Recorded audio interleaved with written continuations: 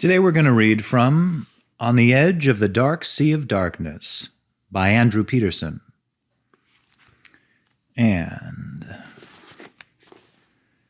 there is a map. We all know what that means. All right. A brief introduction to the world of Ere We Are.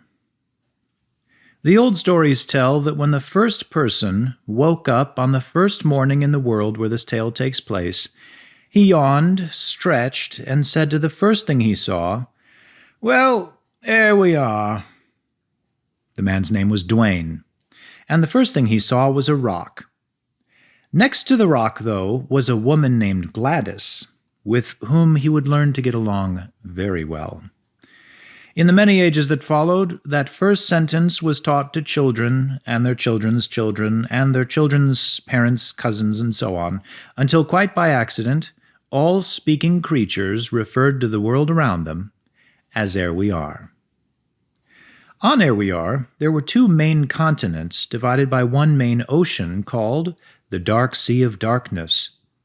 By the fourth epoch, the harsh land east of the sea had come to be known as Dang, and has little to do with this tale, except for the great evil that came to exist there and waged a great war on pretty much everybody. That evil was a nameless evil, an evil whose name was Gnag, the Nameless. He ruled from high atop the Kilridge Mountains in the Castle Throg, and of all the things Gnag despised in Ere We Are, he most hated the High King Wingfeather of the Isle of Aniera. For some reason no one could guess, Gnag and his wretched hordes had marched westward and gobbled up the shining Isle of Aniera, where fell the good king, his house, and his noble people. Unsatisfied, the nameless evil, named Gnag, built a fleet that bore his monstrous army westward across the dark sea of darkness to the continent of Skree, and he ravaged that wide land 9 long years before our adventure begins. A slightly less brief introduction to the land of Skree.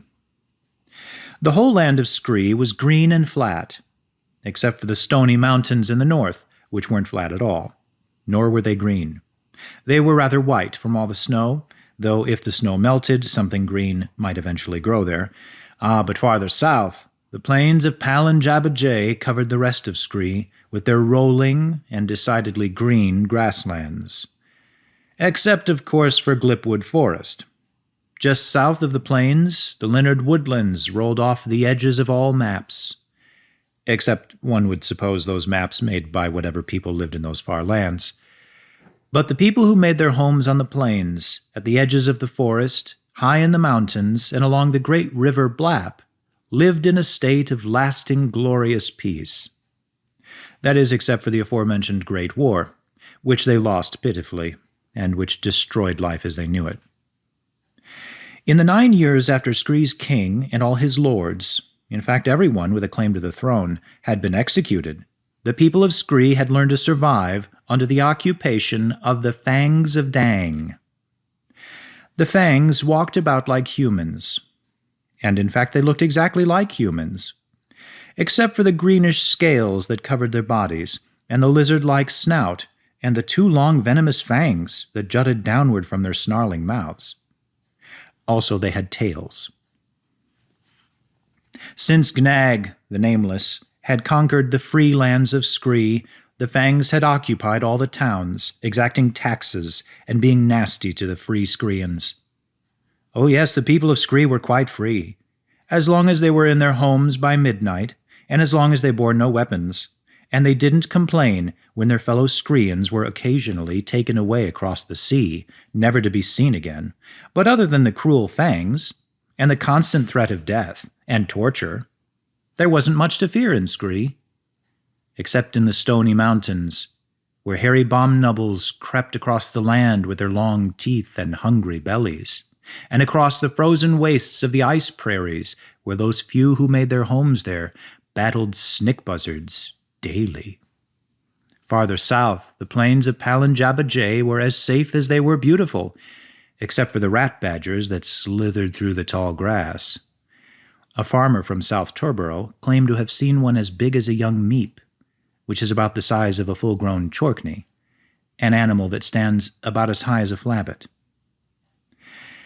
Before roaring over Fingap Falls, the River Blap was wide and peaceful, clear as a spring, and the fish to be caught there were both delicious and docile, except for the many fish that were poisonous to the touch, and the daggerfish that were known to leap into boats and impale the stoutest fishermen.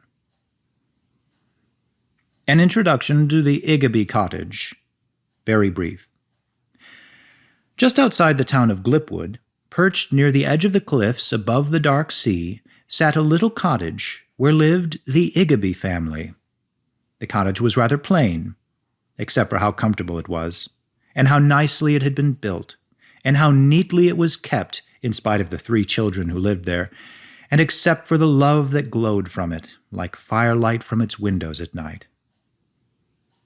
As for the Iggaby family, well, except for the way they always sat late into the night beside the hearth telling stories, and when they sang in the garden while they gathered the harvest, and when the grandfather, Podo Helmer, sat on the porch blowing smoke rings, and except for all the good, warm things that filled their days, like cider in a mug on a winter night, they were quite miserable.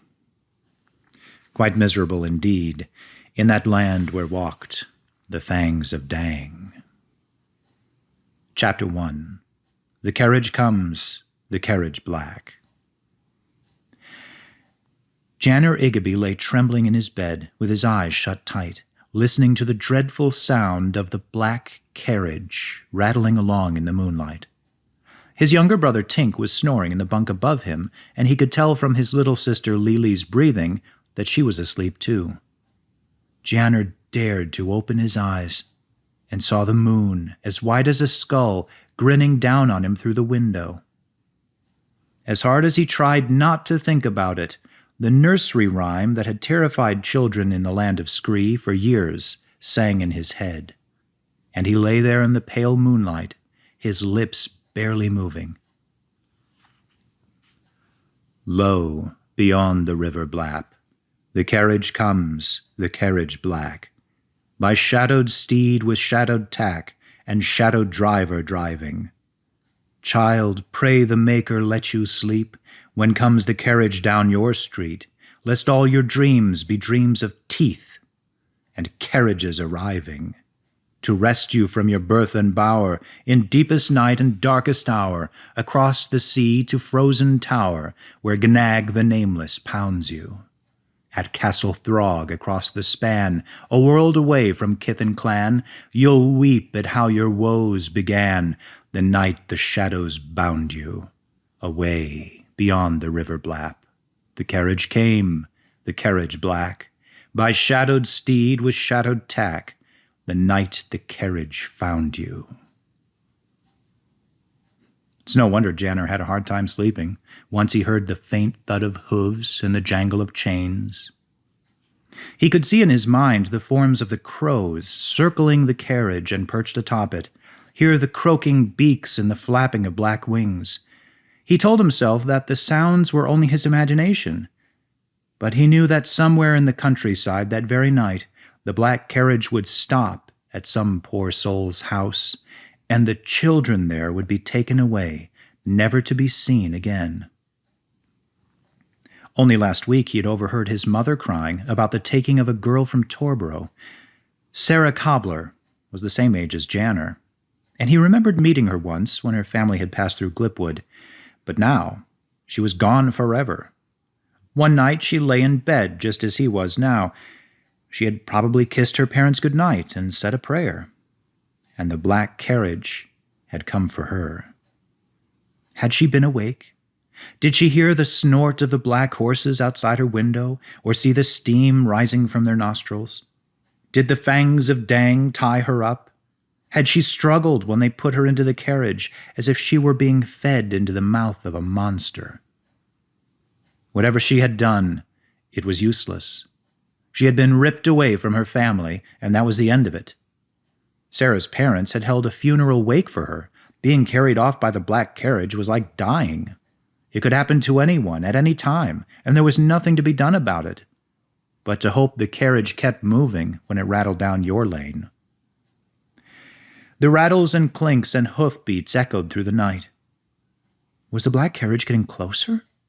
Would it make the turn up the lane to the Igby cottage? Janner prayed to the Maker that it would not. Nugget, Lily's dog, perked his head up at the foot of her bed and growled at the night beyond the window. Janner saw a crow alight on a bony branch outlined by the moon. Janner trembled, gripping his quilt and pulling it up to his chin. The crow turned its head and seemed to peer into Janner's window, sneering at the boy whose wide eyes reflected back the moonlight.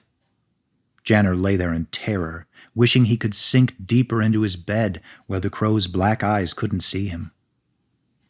But the bird flapped away. The moon clouded over, and the thump-thump of hoofbeats and the creak-rattle of the carriage faded, finally, into silence. Janner realized he'd been holding his breath, and he let it out slowly. He heard Nugget's tail thump against the wall and felt much less alone, knowing that the little dog was awake with him.